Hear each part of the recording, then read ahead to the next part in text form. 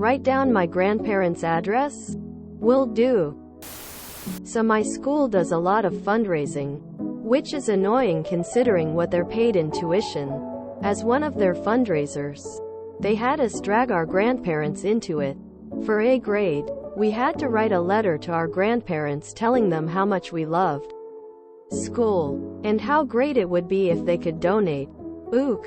Way overstretching the boundaries here. First off, 3 out of 4 of my grandparents were dead at the time, and the other was completely insane with no idea how to handle money. Not gonna send a letter to her. However, it was mandatory to do this. I'm sure I could have wrote that I had no viable grandparents to write to, but I was pissed. So I looked up the cemetery where my favorite grandmother is buried and wrote that address down. I also included a note that said, "Love you. Hope you're doing well over there." Vague but true. Turned it in. Got a 100. I don't think they ever found out. My only regret is that now that poor cemetery gets a newsletter from my school every month. Wow, that's rather unethical of your school. If you ever have to take an ethics class, you could write an essay about it. Bonus points for getting it published in the school newspaper, if it has one. My college was already pestering my parents for donations when I was an undergraduate. Not more than a few months later, when I had just started grad school, they started pinging me, and I just kind of laughed at the poor student hired to make these kinds of calls and asked, "Do you have any idea how much grad students make?" Single quote. "Well, no, but maybe we can put you down for $1,000? Quote. This was 1985, so you do the math on how much laughing that caused. I kept getting their annoying solicitation cards, so one night I finally got tired of them and wrote on one in a black Sharpie, "Your current endowment fund, $7.5 billion. And this was in the mid-80s. My financial aid package, $0. My pleasure in sending you absolutely nothing. Priceless." Some of you old coots may remember the old MasterCard ads. I also had the pleasure once of sharing a ride with one of the VPs of financial aid at one point. They point blank asked me, out of curiosity, how much aid I'd received as an undergrad. When I told them absolutely nothing, they were shocked. And I said, "And that's why I don't donate."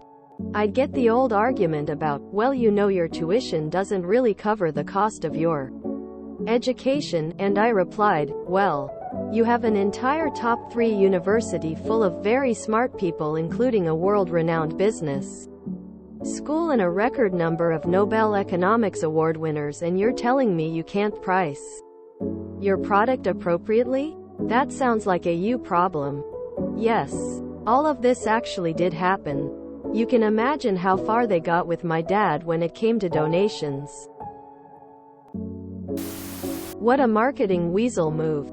Nice counter move from you. I would mention it to local newspaper and get photos from that cemetery. To make your point more clear on the address, you should have added the row and plot of your grandparents' grave. I'm gonna look up cemetery addresses the next time some random website insists I make an account with a physical address. Thanks for the idea. My only regret is that now that poor cemetery gets a newsletter from my school every month. Yep, I guarantee they do. I get all sorts of mail from the college my kids go to, including the quarterly alumni magazine. Have no idea why I get that, seeing as I'm most definitely not an alumnus of that college. Maybe if they stopped mailing that stuff to the wrong people, they wouldn't have to ask for money every year, face with rolling eyes. The assumption that grandparents exist for a child, or are healthy, or are loved, or are decent, or included in that child's life is breathtaking, as well as the GOBS macking ignorance of using them as tools for fundraising.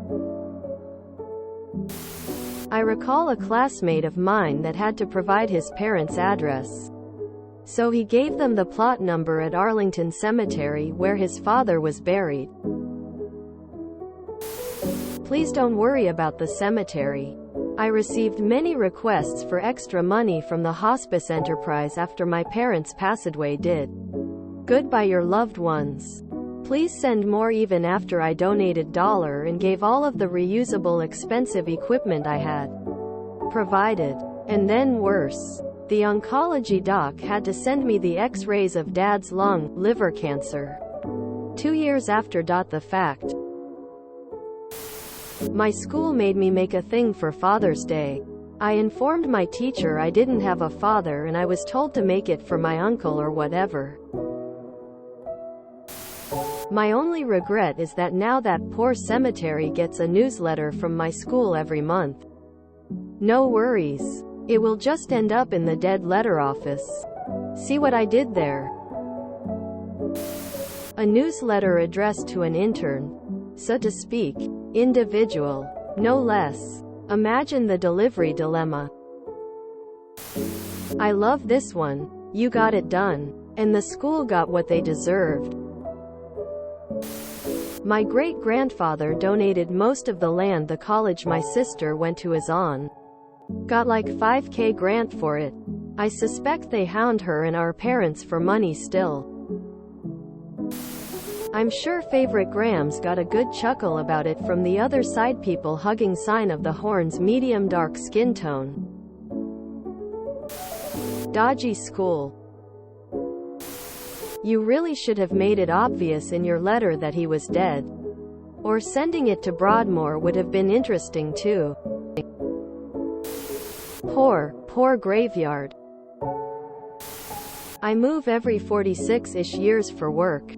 Not to get political here, but although the heat, Southern attitude and/or politics may or may not be to your liking, I did enjoy being able to receive and send mail without much restriction. So I found a individually owned, non-chain, P.O. box place that is zoned as a residential commercial space. So if an insurance company checks it is a residence. Anyways, when shopping online or having something sent to me, I give the address complete with an apartment number. Never had a problem yet. If you enjoyed this video, please check out our playlists full of similar content. Epic Ericast is like doom scrolling for your ears. Please like, share, and subscribe.